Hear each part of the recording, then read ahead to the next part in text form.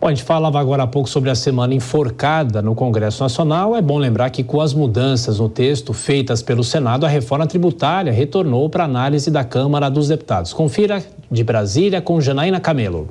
A proposta de emenda à Constituição da reforma tributária voltou à Câmara dos Deputados e já começa a semana nas mãos dos técnicos legislativos. Junto à equipe do relator da matéria, o deputado Aguinaldo Ribeiro, do PP, serão analisadas as mudanças ao texto, após as mais de 300 emendas aceitas pelo Senado.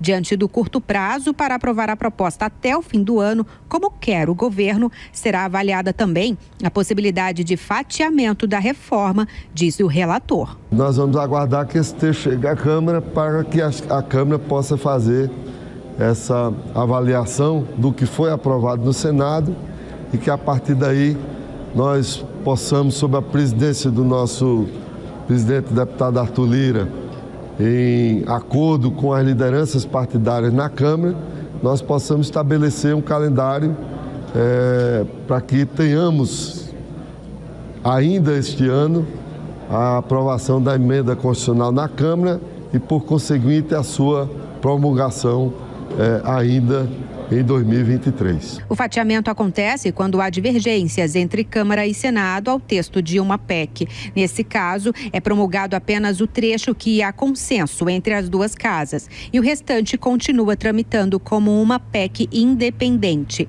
A alternativa foi sugerida pelo presidente da Câmara, Arthur Lira, mas o presidente do Senado, Rodrigo Pacheco, considera que a PEC tem, nas palavras dele, uma engrenagem delicada e, por isso, defende cautela sobre dividir o texto. As divergências são especialmente em relação à quantidade das chamadas exceções na reforma. Setores da economia que serão beneficiados com tributação diferenciada e pagarão menos imposto.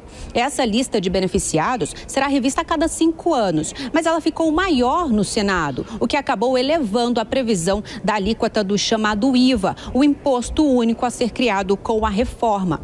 Há também críticas de governadores do Sul e do Sudeste, alegando que os estados do Norte, Nordeste e Centro-Oeste foram privilegiados com as alterações feitas no Senado. A oposição promete reagir às mudanças feitas no Senado, diz o deputado Rodolfo Nogueira, do PL. Vimos com bastante preocupação a aprovação da reforma tributária no Senado. Quando o texto foi apresentado na Câmara, a promessa era que a alíquota do imposto de valor agregado, o IVA, não passaria de 25%.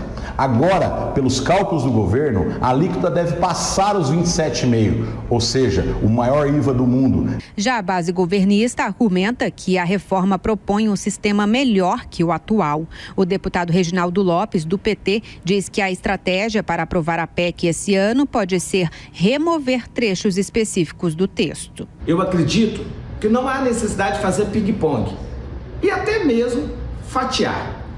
É importante usar o instrumento da emenda supressiva.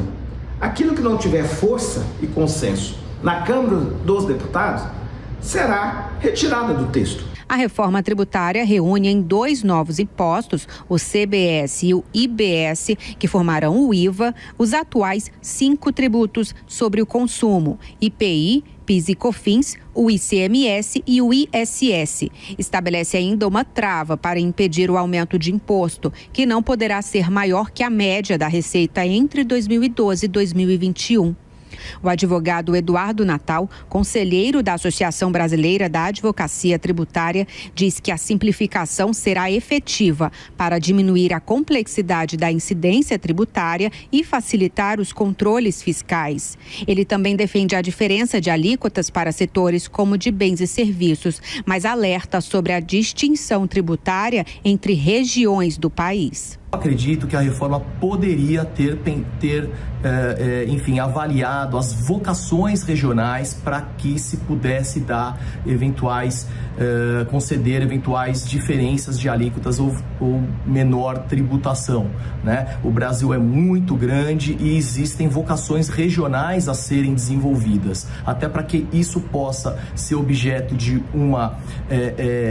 algo que seja mais orgânico e de acordo com aquilo que se desenvolve em cada local do nosso país, evitando-se a guerra fiscal. Com um feriado no meio da semana, a reforma tributária na Câmara não deverá ter avanço político significativo. A expectativa do governo é aprovar a proposta até a primeira quinzena de dezembro.